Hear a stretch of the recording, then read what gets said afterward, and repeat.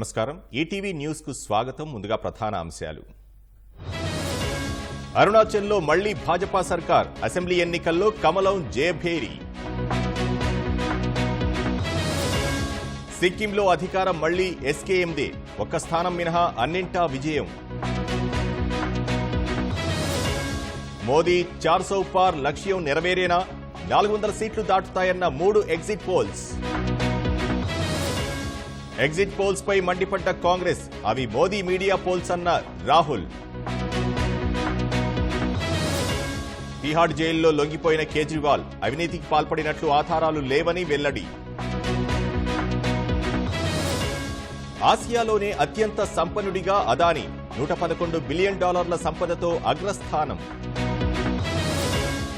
జాబిల్లి అవతలి వైపు చాంగే 6 ల్యాండింగ్, మట్టి నమూనాలు తేనున్న చైనా ల్యాండర్.